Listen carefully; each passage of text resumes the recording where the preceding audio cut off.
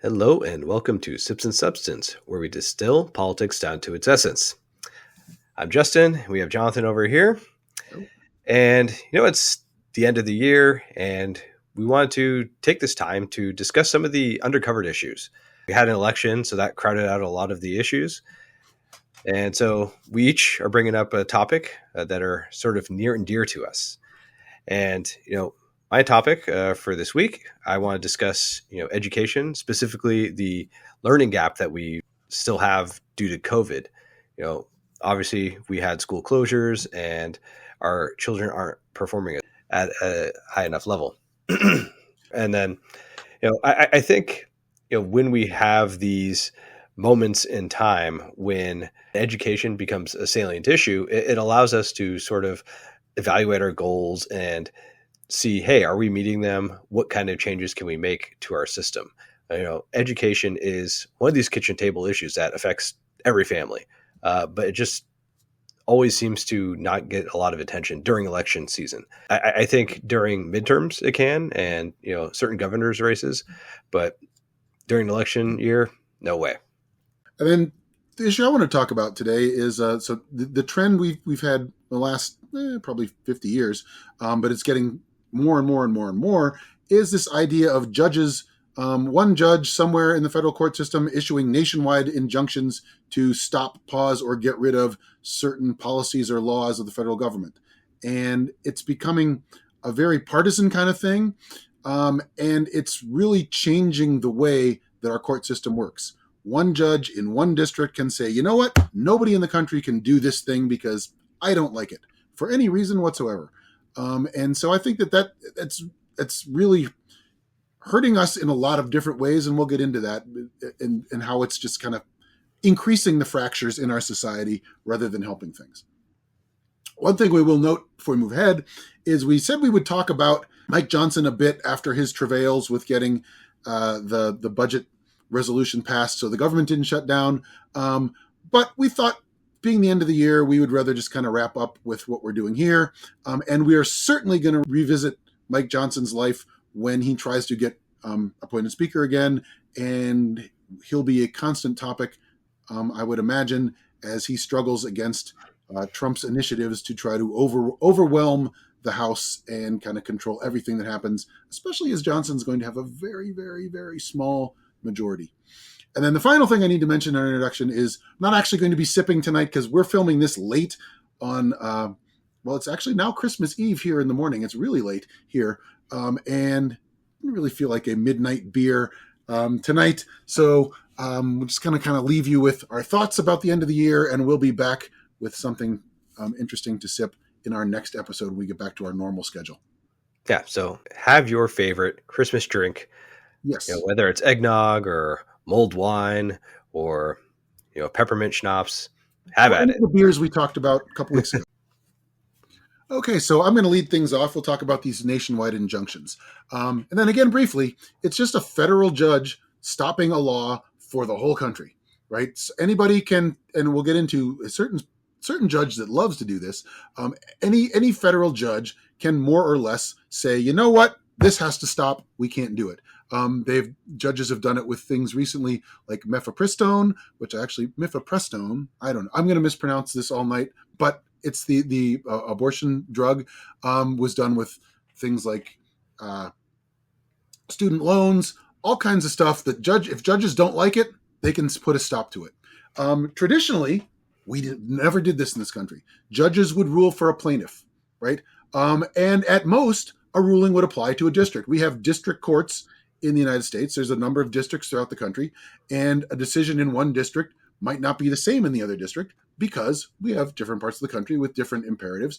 And if there was a dispute, the Supreme Court would settle these disputes as needed. But as a rule, when somebody came to trial, a judge would rule about that case and not say, this is going to be the ruling for this case and every other case, right? These days, they're short-circuiting our system by doing that. One ideologically motivated judge can change the law for the entire country. And if he or she is then not reviewed by an appellate court or the Supreme Court, that can be the law of the land, but because the way one person looks at it, right? And more or less, this started happening in the 60s, but it's really picked up steam of late, right? There were Donald Trump actually had this happen to him most 64 times. A judge overruled Donald Trump and put in the Trump administration, his first administration, and put in a nationwide injunction. And 92% of them were by Democrats. Now, in the first 3 years of the Biden administration, which is as far as the data went in the articles that I was looking at, they had collecting some data sets, haven't processed the numbers for the final year. But there were only 14 in the first 3 years of the Biden administration, 100% of them by GOP judges, right? So you have these presumably ideologically motivated judges getting in the way of the other party governing because they can, right? Now, when Democrats are doing it to Republicans, Republicans can at least rely on the Supreme Court being a far more conservative Republican Supreme Court, and they will overrule a lot of these injunctions. It's not necessarily going to be the case when GOP judges are overruling a Democratic administration. Democrats have to hope that a Republican Supreme Court will rule in their favor, and that's a little bit more of a crapshoot, right? Other thing that's problematic here is that motivated partisans can bring these lawsuits to judges that they think are pretty certain to rule in their favor, right? This has been Justin's favorite guy we've talked about before. I say that tongue in cheek because we know who Judge Kaczmarek is, and there's no reason we should know who a judge is in Amarillo, Texas, right? We know who he is because Republicans know who he is, and when they want to get something overturned, that's the guy they go to. If they file a case in his district, he's the only sitting judge in his part of that district, so he's going to get the case. And more often than not, he's going to rule in their favor, as he has pretty much reliably. That's why they go seek him out. And getting back to mifepristone, which maybe I got right that time, a group of Republican doctors sued to have the approval for mifepristone overturned in very minor, tiny little area of Texas. And Judge Kaczmarek stepped up to the plate and said, you know what? That's illegal nationwide. The Supreme Court has sort of put that on hold and said no, but it's still kind of up in the air in some regards. But the larger point is it shouldn't be, right? One judge shouldn't be able to overturn the law of the land just because they don't really like it, right? And so this trend toward these nationwide injunctions is just really widening our partisan gaps because people are saying, oh, yeah, you may have won the presidency, but we're going to stop you in the courts. Yeah, I mean, I agree. The issue with nationwide injunctions is that you're not staying in your lane, right? You are in a particular district, and within that district, you're within a circuit. And having these rulings apply to everyone, it just seems pretty preposterous. I know that there are certain guidelines that they're supposed to follow, and one of the guidelines is there's a high chance that you are correct. And the funny thing is, a lot of these nationwide injunctions are overturned at the circuit level. So they're making these calls, right? And if one of the criteria is, oh yeah, you have a high likelihood of winning your case, well, clearly that's not the case. Yeah, they don't seem to care about that at all, right? Yeah. It seems to be more and more clear that these are very ideologically motivated, and it's not like you have somebody weighing the merits of a case and saying, you know what, the law mandates that we need to do this, so we should do that. We have somebody like Kaczmarek saying, you know what, I don't like the abortion pill, and I'm going to overrule the FDA and say we shouldn't have this abortion pill because the FDA doesn't know what it's doing. I can be a better judge of what drugs are appropriate in this country than the actual group that's empowered with deciding if drugs should be used in this country. And so, yeah, you have overreach in all kinds of ways. Right. So regarding judge shopping, there are certain parts of a federal district where there is only a single judge. Yep. And I do know that there are some reforms coming down the line where you won't be able to do this anymore.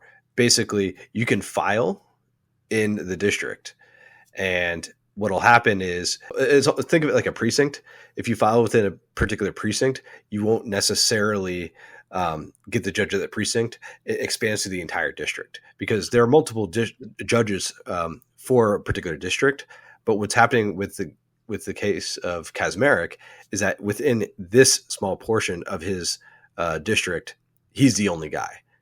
And so the reformists want to effectively skirt that issue because, it isn't right. A good rule of thumb is you shouldn't know who federal judges are. Something's up with that. Yeah. And so one of the problems with the proposed reforms, and there have been some that come out already, Right. but they're voluntary, right? Yes. And at this point, the circuit court in Texas is like, you know what? No, we're good with that, right? And oddly enough, because the people in charge are conservatives and they know that, hey, we like these conservative rulings, they go to this guy and, hey, this is great. Unfortunately, and it shouldn't surprise anybody, you'd have to be insanely naive to be surprised by it, a lot of the support and the opposition for judge shopping and the injunctions depends upon your political persuasion, right? When we have a conservative Supreme Court, then Democrats don't like the idea that Republicans can do these injunctions and get them upheld, right? When you have a conservative district, the conservatives are not going to say, hey, let's just randomize it. Maybe some liberal judge that was appointed in Houston can get the cases rather than Kaczmarek, right? The Republicans aren't going to line up for that. Whereas Democrats are more than happy to say we should be able to stop things that the Republican president is doing because they're going to be unlawful. And certainly they did their best in the first Trump term with the number of nationwide injunctions that were issued. Now, granted, Trump pushed the boundaries further than most presidents are going to do, and there's a good chance he's going to do it again. So we'll see what kind of conflicts we have here. But I'm going to guarantee you that a lot of Republicans are still going to file their stuff in Kaczmarek's district as long as they can. And then Democrats, by the same token, are going to go to reliably liberal places and file their lawsuits there, hoping for the result that they want to see. Right. So one of the most famous liberal circuits is the Ninth Circuit, which contains the West Coast.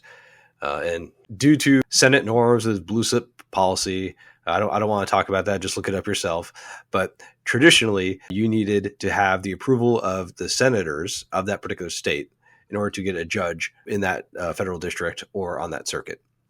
And so naturally, through that norm, you'll have more conservative judges in, say, Texas, and more liberal judges in, say, Oregon, Washington, California, things like that.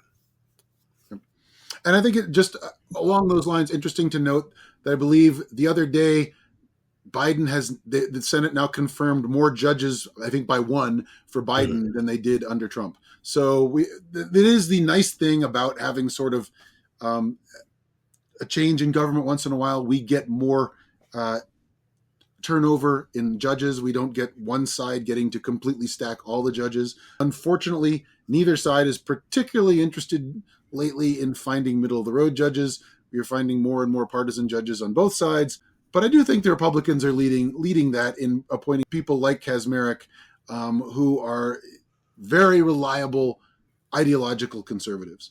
And they seem to be taking their ideological bent to the bench more so than their, let's say, objective assessment of the law. Sure. So I have a list in front of me about, what are the criteria you want for a nationwide injunction. And again, these are just guidelines, but, I already mentioned one of them, likelihood of success. And that just appears, at least in the Kaczmarek case, to just be completely disregarded, right? Yep. The next one is, public interest, which is the court must consider whether a permanent injunction would disserve the public interest. I think he believes that, from his ideology. Irreparable injury. And I think this is where it gets interesting, right? And why there are so many nationwide injunctions under Trump. as opposed to Biden, right? Because as you said, Trump through a lot of executive orders was pushing the boundary. And I think a good example of this was the so-called Muslim ban. I think that's where you could have this irreparable injury where it's like, look, like if this person is deported or, this person's paperwork isn't processed and then they're stuck in some country where their life is at risk, I think that's reasonable. And we kind of have to leave it up to judges to make these decisions, right? Because who else is there, right? They are the most qualified people to make that assessment. Maybe some of them, but I think you make a good point that, again, Trump is liable to be pushing things further before. Right. I will be astounded if we don't see some nationwide injunctions issued about his plans to deport all kinds of people, right? Yeah. If he goes ahead with what he says he's going to do, there will be a liberal judge somewhere that progressives will seek out and will get an injunction. There will be the same kind of thing will happen in the conservative districts where probably wouldn't surprise me to see something before Kaczmarek where he will give them the nod, so it will get to the Supreme Court as quickly as they can get it to try to get it resolved. But I don't imagine we will see any fewer nationwide injunctions in a second Trump term. I would imagine we're going to see at least as many as we did in the first Trump term. I think we're going to set a record. That would be my guess. So yeah, we're going to put in the show notes a few law review articles, congressional research surveys that sort of outline this. If you're interested, you can look at the criteria. And look, at the end of the day, I think the criteria is very reasonable, right? There are times when it is appropriate to have a nationwide injunction, and there are times when it's absolutely not appropriate. And I think it actually is beneficial to people who are nerdy and, they might listen to, Supreme Court podcasts and legal podcasts and things like that. Just sort of go through the exercise in your mind, say, hey, is it reasonable that they're asking for a nationwide injunction in this case? Pretend you don't have an ideology, right? Just think about the facts of the case as well as who's the defendant and who's the plaintiff. Mm-hmm. And when you approach it like that, I think you're going to be surprised about how your ideology might not necessarily fit your expectations. So my sort of larger philosophical problem with this is I tend to think that the way that things used to be is probably a better way to go, in that a judge should rule on the case in front of them, right? Mm-hmm. If somebody is suing, right, answer that case. But to then assume that because this person is suing, that the results that they want need to be enforced on everyone else in the country, to me, that ought to be exceedingly rare, right? And if there's very little, I think, immediate harm that can come to people and they decide they're not going to sue, right? Even for people that are going to be deported, right? One, they're going to have to get some sort of court date, right? Sure. And two, there's going to be all kinds of advocacy groups that are going to be happy to support them in continued legal challenges, right? But it's maybe if you could get to like some sort of mass of, we have a number of plaintiffs, you're starting to get some results in a lot of different cases. Okay, I can see then maybe that builds towards having a nationwide injunction, but I just, certainly at the rate that we've been doing it, we went a long time without ever doing it. Granted, things move a lot faster these days with technology. That's right. Certainly true. But I think we've certainly erred the other way, right? Where judges are much happier to say, oh, this is the way I'm ruling in this case. And then because I've ruled away in this case, everybody else has to do this too, right? To me, it gets too much towards it tipping the scales of the balance of the various branches of government towards the judiciary, right? They're overruling basically either the president or Congress when they make these injunctions, and they're doing it with no other justification other than they think so, right? And they don't have to. They can explain themselves later on, right? When a case is appealed, but it's we think about we're worried about immediate harm and Mhm. irreversible harm, but having an injunction can do the same thing, Oh yeah, right? If you think, sure. I mean, I think we need to weigh that a little bit more too. It's like if you say have a nationwide injunction against medical abortion, right?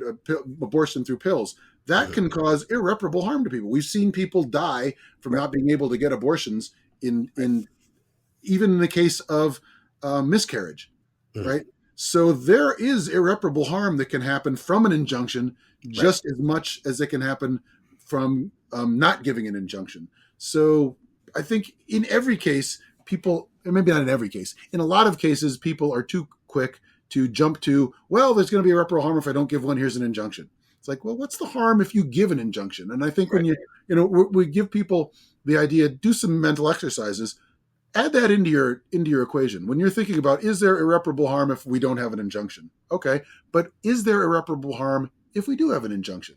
Right? Balance. I think judges need to balance that more, and when we're evaluating it, I think we should do the same. Yeah, no, I agree with you there, and I think another reason for why we didn't have it as much in the say, you said we didn't have it at all pre say 1960 or something like that. Mhm. So I think the rise of executive orders has certainly contributed to this, right? That's true. Yes. And then there's also agency rulemaking authority, which has the effect of a law. It's not a law passed by Congress, but Congress passed the Administrative Procedures Act and basically gave the agencies rulemaking authority, which has the effect of law. And obviously, since we have so many government agencies now, the EPA, for instance, was created in the 1970s. They have substantial rulemaking authority. I think when you take all that into consideration, you're increasing the likelihood of needing a nationwide injunction. So, Yeah. Well, certainly you're upping the interests of people in getting one, right? A yes. lot more people have an interest in getting an injunction because there are more regulations, Mhm. and then with the way that the partisan politics of our time, you get that in judges, and they're not Yeah. immune for it. So they play the same games. There's a reason that the politicians are appointing them. They think they're going to be reliable for this whoever side appointed them, and more often than not, they seem to be. We Yeah. don't have very many Justice Suitors anymore. Yeah. I was about to name drop him because he's the most famous example. All right. So now we're moving on to education. And boy, there's a lot to talk about with education. So I kind of want to constrain this topic because it can get really out of hand. What I really want to do is focus on one of the issues at hand, which is we have a learning gap due to COVID. And to go off that, I then want to talk about, well, what should our goals be for our education system? So oftentimes, we hear that, oh, the American education system, it's complete garbage. And in a lot of ways, that's true. But I think we are too hard on ourselves when we say these sort of things. As an educator, I have to push back a little bit. I don't think it's complete garbage. And I do understand there's lots of problems. My wife is also an educator. She's in public school system. She works in a district that is a Title I district, and there's a lot of challenges that you see in the public school system. And I don't think you necessarily were sort of like at a complete crisis and an No, inflection we're point, not. right? So I'm going to just accentuate that point a little bit, that we do some things pretty well. Yeah.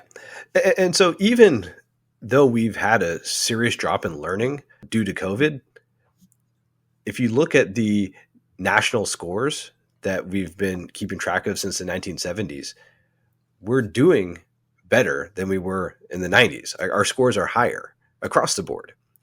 So we've effectively dropped back to the 90s in certain aspects. And you know what? Hey, we were educated in the 90s. A lot of our audience, you weren't, but You don't need to get into how old I am exactly, yeah, but yeah, yes, older than that. yeah. What I'm getting at is, you know, yes, there has been a drop, but no, it is not so catastrophic that we need to just burn the whole thing down. We're not there yet. And I want to also look at some of these international scores. we are obviously behind Japan, Singapore, South Korea, China when it comes to mathematics, science, reading. But at the same time, some of our other peer nations, like, say, Finland, Britain, Austria, Germany, we're just as competitive with them. In some areas, they're a bit higher. In some areas, we're a bit higher. You can look at fourth grade versus eighth grade. There are so many different types of international scores that you can look at. But the fact of the matter is, we're doing quite well in our primary education system. Now, where I think we really do excel is our post-secondary education. So our universities are the best in the world. We conduct the best research. Everyone wants to come to an American university.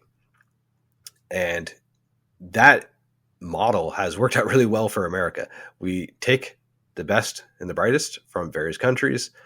We educate them. We give them work visas, and then they work for us. And it seems to be a pretty good relationship there. And as an added bonus, they're a good source of tuition for state schools because they pay full price coming out from out of state. Right. And tend to be the wealthier people from overseas, and they boost the income of. I know at least the Colorado schools are strapped for state dollars. It's not an insignificant amount of money they make from foreign students. Right. And so you know what? Bottom line, I think we're doing pretty good. I think where we sort of are too hard on ourselves is when we compare ourselves to countries like South Korea and Japan, because we are spending a lot of money per pupil, right? And so we should have expectations like, well, if we're spending this much money, why are our outcomes so much worse? Easy for you to say. Yeah. And I think it's interesting though when you start comparing across cultures, right? That there's more in play than just the education system, and we've talked about Right. this ourselves. Like the cultures. I mean, it's. I don't think it's a coincidence that the countries that you cited as being higher are the Asian countries, right? Mm-hmm. They have a much different cultural than we do. We're much more aligned, I would say, in culture with the European nations, right? Asian countries tend to be more communitarian, Mm-hmm. and tend to be more individualistic, right? And those approaches to culture are going to diffuse down through the education system, and have impacts on the students as well, right? I think that there's a reason that the suicide rates are higher among students in some of these Asian countries than they are here, because the pressure on them for sort of not failing your community, not failing your family, not finding the place that you should have is much greater. And so you get different outcomes, but you also get different pressures, and you get different expectations that students are trying to meet. Maybe we can meet them halfway. So if you get a B in a course, you have to wear a T-shirt that says "I dishonored my family." That goes over really well. Yeah. No, I think where we go, I mean, one thing that I do think is a problem for us is that we kind of go the other direction, and there's a phenomenon called social promotion. For those of you that aren't familiar with this, because your wife doesn't happen to work in a middle school, it means it doesn't matter what happens to your grade, you're going to get advanced with your cohorts. So if you fail sixth grade, you're still going on to seventh grade, right? It used to be that if you failed sixth grade, you had to either take summer school and pass that, or repeat the sixth grade. Right. But they don't do that now because I guess they've decided that it increases the dropout rate by failing students. They don't want to be with a younger cohort and have to keep repeating. And it's just bad news. And some schools like to have like 16-year-old eighth graders, right? That's going to be a problem socially as well. So There are some reasons for it. But it's also problematic if you have people that are unmotivated on their own and they don't care about their grades, and then they know their grades don't matter. It's kind of a snowballing effect where some of the schools and some of the students kind of end up getting lost. Right. So now I want to talk about what are the goals of the American education system. So there are some, schools of thought, especially in a country like Finland, where their philosophy is let kids be kids, and we're going to have them learn through play. Obviously, this is when they're much younger, but they are much more focused on creative thinking. They encourage the children to read fiction, things like that. So, every country has a different goal. Germany, for instance, they are much more career focused. So they will put their children on tracks very early on. So, you have gymnasium, which is like more of the highly performing kids. And then there's two others. There's sort of like the middle tier. I don't remember the name. I think it's like real schedule, but say that with a German accent. And then there's like Hauptschüler or something like that. That's more for people who are going to go straight into vocational at the age of 16, apprenticeships, things like that. So, again, each country has their own interests and how they want the education system to fit into their society. What America likes to do is we like to focus on college readiness, number one. Number two, we like to focus on flexibility. So regardless of your ability, generally speaking, you're going to attend the same high school. You'll attend the same middle school. And it's a way to promote social cohesion and eliminate stratification. Now, I would argue that we're not meeting that goal because we are now stratified based on location. So if you're in a specific urban area, I could see this being a really effective way of doing things. But because where you live determines so much now, you're not actually getting that interaction that we should have. And you especially saw that during the desegregation era where we started doing busing. And I think the results are pretty clear on that regarding how effective it was. In some ways, it was effective in the South, but that was mainly due to a constraint on resources because there weren't as many schools. It was more rural, and so everyone had to go to the same school. I think when you're talking about sort of overall goals, I think it's interesting to think about. So as a country, I don't think we can talk about sort of a general goal, but I think if you get down to it, there are a lot of subsets in terms of the goals of the American education system, certainly before post-secondary, right? You have a very, very large portion of the population that thinks religious education is an important part of school, whereas in the public schools, we don't. Although some states are trying to infringe upon that and make public school a little bit more religious. Hopefully, there'll be some sort of injunction, hopefully not nationwide, against that sort of thing. But in all seriousness, I would, if you have sort of a religious motivation for your schooling, it's going to be different than if you don't, right? And then at the same time, we have people that want to do homeschooling, some of them religiously motivated, some of them not, where they think the public school system is just bad. And then we have a lot of people now that want to do charter schools, right? For any number of things, like really focus on college prep or different types of formats in charter schools. So it's getting, I think, even harder than it has been in the past to come up with a commonly agreed upon goal for our education system, at least at the K through 12 level. Right. And another thing that's pretty unique about our education system is that we're extremely hostile towards federal intervention. So states and districts, they're the ones who are developing the curriculum for the students. Right. And I think, in a lot of ways, it kind of makes sense because there's different imperatives in the different parts of the country. But then in a lot of ways, it doesn't make a whole lot of sense because we ought to have some idea of, hey, as a country, we need to do this, we need to do that. And we do that in most policy areas that we're involved with, but not education. And it's going so far as that Donald Trump wants to get rid of the education department, right? The idea is that the federal government has no business telling us how to teach our kids. And when you look at some of the standards and some of the things that places like, say, Oklahoma want to do and put Bibles in every classroom and make it mandatory, leads me to believe maybe we should have some sort of federal standards where we say these things are out of bounds, these are things you ought to cover. Hey, now those Bibles also have a constitution, so That's true. Because obviously you can't really appreciate the Constitution unless you read it in a religious book. so I think a good example of an attempt at some sort of national standard was the development of Common Core. Mm-hmm.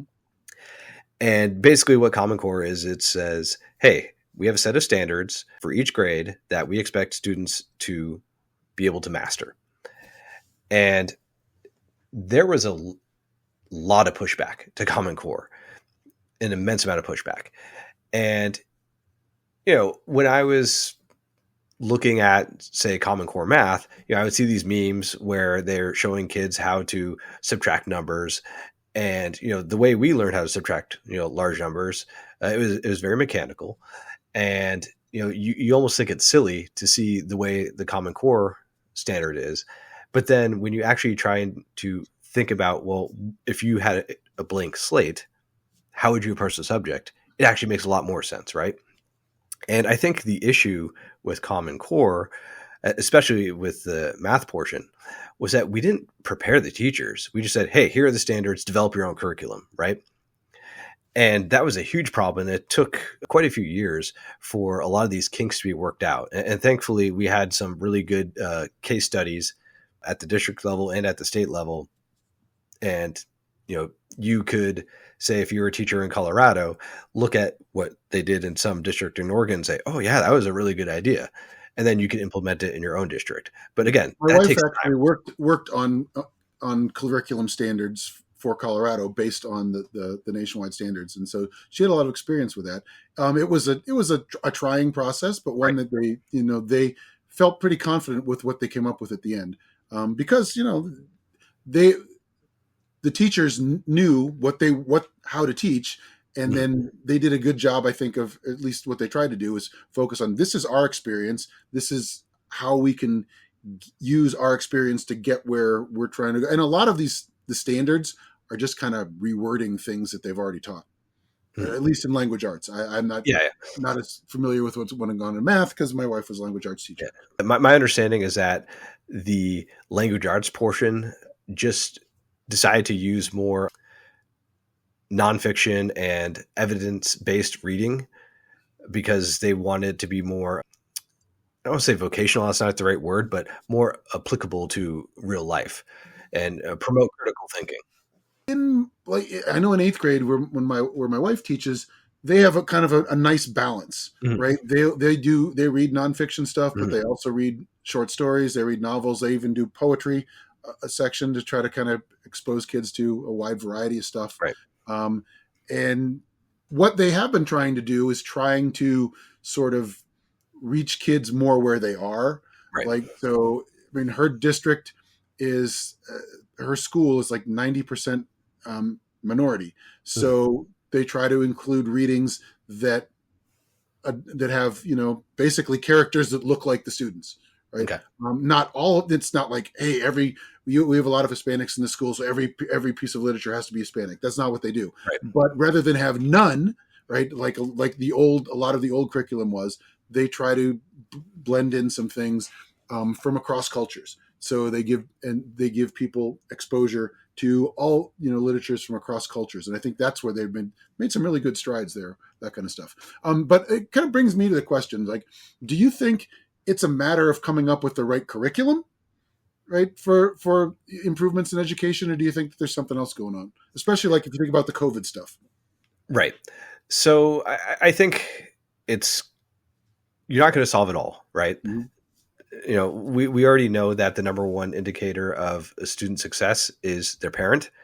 There have been some strides. So the Obama administration passed, it was called the Every Student Succeeds Act. Mm-hmm. And one of the things that they mandated was each district must develop procedures that allow easy communication with the parents.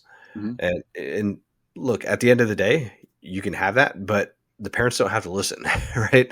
Yes, So, and again, that's experience that my wife has. The struggling students mhm, tend to have parents that are less engaged, and it's just, Right. it's hard to reach these kids, and it's hard to reach them through their parents because a lot of times they don't respond. Now, some of them do. A lot of parents, a lot of parents are very much concerned, Mhm. but a lot of families, especially in the Title I schools, the struggling schools, the parents are overwhelmed with with their lives, Right. and the children are as well. And it's school isn't the priority for them that you're going to see for people that aren't worrying about where their next meal is coming from. Yeah. And so that's going to be a challenge, depending on, no matter what we do with the schools, those Mhm. challenges are still going to exist for those families. Right. Now, going back to the curriculum, one interesting thing I saw was the districts who need more funds and who are not performing as well, they are spending a lot more time on standardized test prep. So the high performing schools, they might only spend, say, a week out of the year prepping for tests. Mm. Whereas some of these underperforming schools are spending like a month, 6 weeks, something like that. And Mm. so imagine you're a student in a underperforming school, right? And you're basically being taught the test. As whereas some of these other children in the higher performing schools, they're taught in such a way that it's almost like a love of learning, right? And so you get a disparity there. So I do think that having some sort of decoupling of like the test prep portion with actual curriculum, that could be beneficial. That is Uh, the one thing, actually, that my wife's district, at least at their school, they do pretty well. They don't have any sort of test prep classes, or nothing you think of as traditional test prep. What they've tried to do is say, hey, you know what? Our scores could be better in writing. So build more writing into the curriculum right, across both English classes and then the other classes as well, and have writing in some of the other classes that you don't necessarily have more writing in science, where they read something right, and they summarize it or whatnot. So they're trying to do that. right. My wife and her cohorts in her English department, they do pretty well because their scores have actually been really solid, compared to where other similar situated schools are. And I think that that's what they do. That's why they do pretty well, because they're not saying, "Hey, here's the test," right? It's, "Hey, here's the skills you're going to need to learn. These are skills that are great for English, also good for the test," because the tested results matter. If you do poorly, you get Mhm. on some sort of watch list, and then eventually they take over your school from the Right. district, put it into the state's control. And my wife's school has had problems with that in the past, but their their English department is kind of leading the way in making sure that that doesn't happen to their school, right? Yeah. It's a difficult problem, right? Because you need accountability, right? Yeah. There's no question about it. Yep. But at the same time, if you have a particular metric Mm. and you try and game the metric, it ceases to be a good metric. And So, what's actually been useful that I've been seeing, looking at, most of them don't know good data if it bit them in the ass in yeah, the public school system. But having looked at the data, my wife shows me her data, and not with the names. I'm not looking at names, and so everything's confidential. But just some of the main numbers, and you can see what they're looking at. They're looking at growth Mhm. rather than scores. And I think that's a great decision, because anybody you can see that you're meeting anybody, by if they get better, right? If they're at a poor level and they are improving, you're doing something. If they're at a high level and they're not improving, you're not doing your job. So when they look at growth, it kind of evens the field a little bit for letting some of the schools that are traditionally viewed as struggling schools sort of not be sort of held up as, oh, your school's terrible, you need to be redone. Because Mhm. again, if you look at just the metric, you can game that pretty easily. If you look at growth, that's harder to game, and probably more, at least to me, my background in data, that's more interesting than just a level. I want to see Yeah, the change, the delta, as it were. yeah, yeah. You should have both, right? Yeah, Because obviously, at yeah, the end of the day, you need proficiency. yeah, But you do. agreed. Like the increase in growth, sort of, it indicates that there's an effectiveness to the method, right? Yeah, you're moving towards proficiency in any Yeah. case. So, to go back to the COVID issue, right? As I said before, there has been a dip. It is not a catastrophic dip, but as you alluded to previously, if you are just constantly pushing people through and they don't have the skills that are required for higher level thinking, they're going to continue to fall behind, right? So it's a compounding issue. So we do need to address it, but at the same time, it's not just like the world is on fire. The kids are just not going to have any ability to think critically. Mhm. So what I actually, again, I'm going to keep talking about the Yeah, anecdotal evidence from my wife because I get it, and it's more than anecdotal. It's what she sees and her compatriots see as well. We have a lot of friends that are teachers, and the thing that they see the biggest problem with actually is not so much the learning. They're starting to make up for that. It's the behavior, Hmm. because the kids that missed 2 years of school, right, or at least a year and a half of Right, school, right, some missed 2 years of school, their social skills, depending on when it happened to them, are just not even there, right? They're still having problems.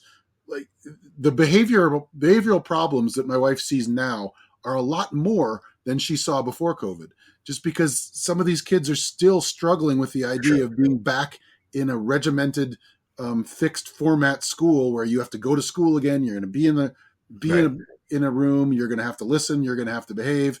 You can't do it when you want to. You can't just turn it off if you don't feel like doing it. It's just that's where she sees the biggest issue for her personally. Now I know that there have been losses from COVID, and sure. that's an issue to address.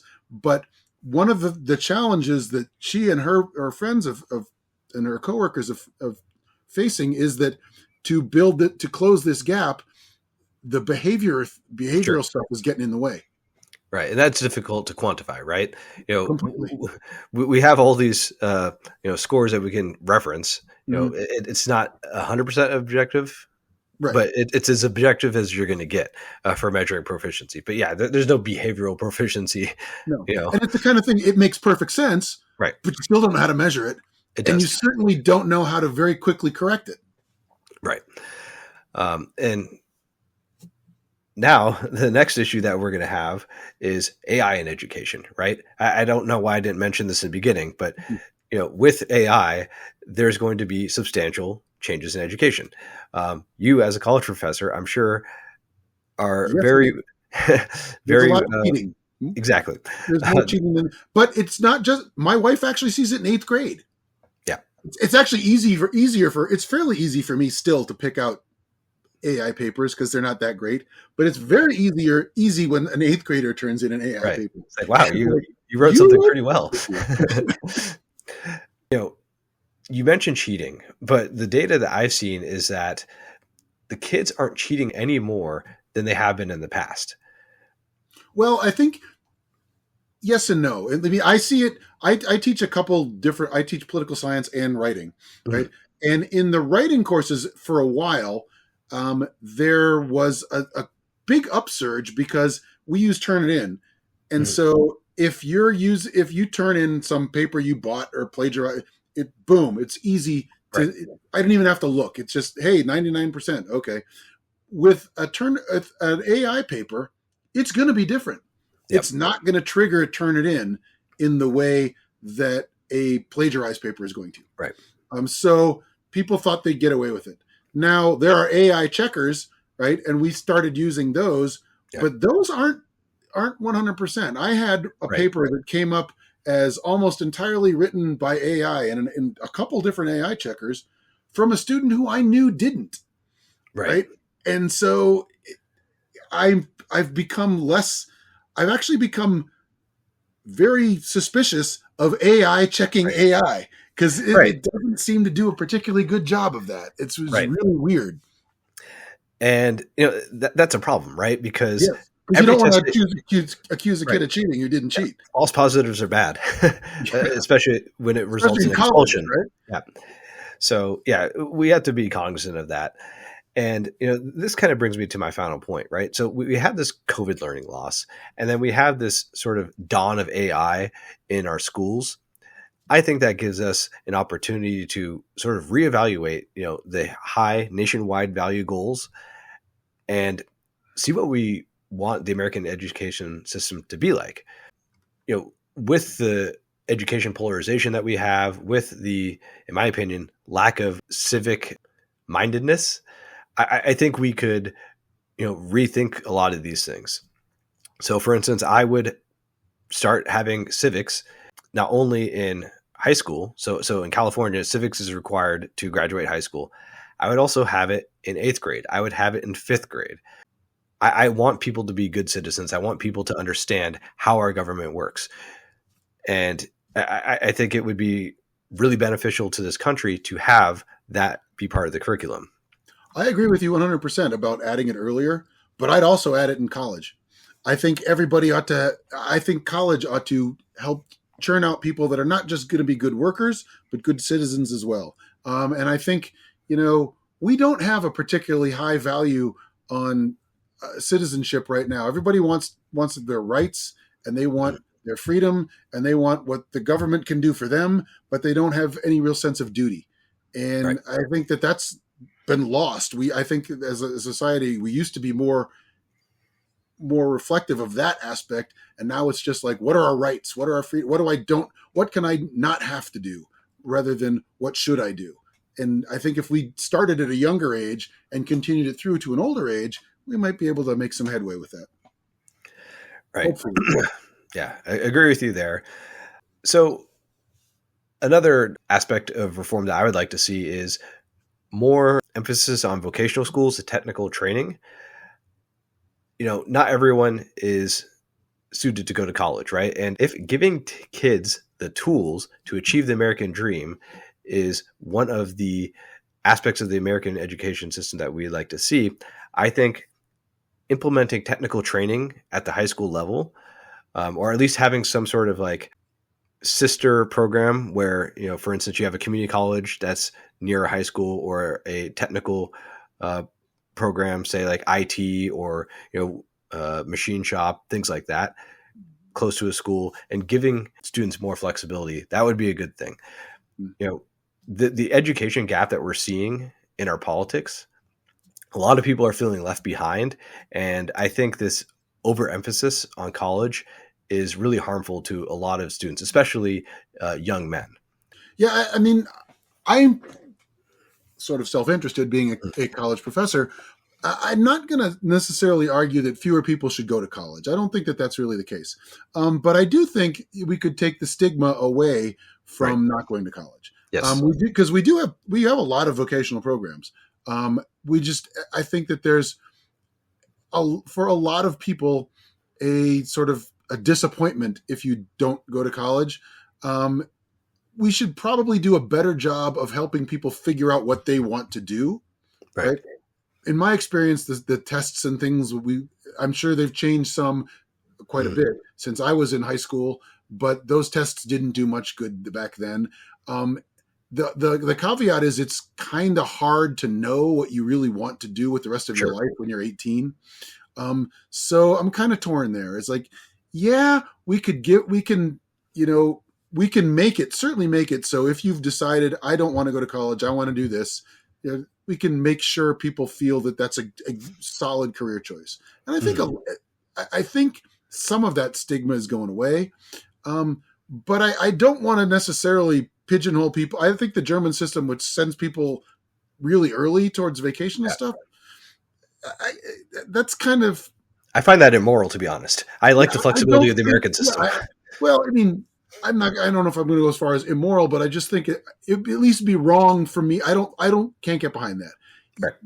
Kids don't know even at 18. I don't think a lot of kids know what they want to do with life. And that's what I think college is really good for. Hey, I can explore a lot of different options. I mean, I was originally going to be a doctor and then a lawyer, and now I'm not either one of those. Like, I know you were originally a math major. You didn't go on to become a math professor, right? Or somebody working in advanced math. These are things you can experience in college. You can figure out what path you want to go to. So I like the idea of having vocational stuff available to people, and I think anybody who wants to do that should. But the idea of deciding really early, I think that's a problem too. Yeah, I mean, in high school, I knew I wanted to do something technical, but I think going back to having the options, my high school had JROTC program. So it basically gave people the option of like, hey, you know what? Military is a very viable career path. It's honorable. And I think just seeing more of those options where people could, dabble and say, hey, I'm really good with my hands. I, might not have the best test scores, but, I can really use the lathe and like produce some beautiful work. I think that would be great to have. Yeah. Certainly more options are better than fewer. So, I mean, hopefully you enjoyed hearing about the issues that we want to talk about.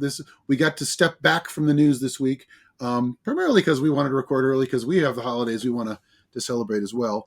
We'll be back in the swing of things with the next broadcast. We'll be, unfortunately, I'm sure, overwhelmed with current events. We'll get back to that. But hopefully everybody has a good holiday. Again, like, subscribe, all that good stuff. And we'll be back to diagnosing and dissecting current events and having a beverage with it next week. All right. Merry Christmas, Happy Hanukkah, Happy Holidays, all that.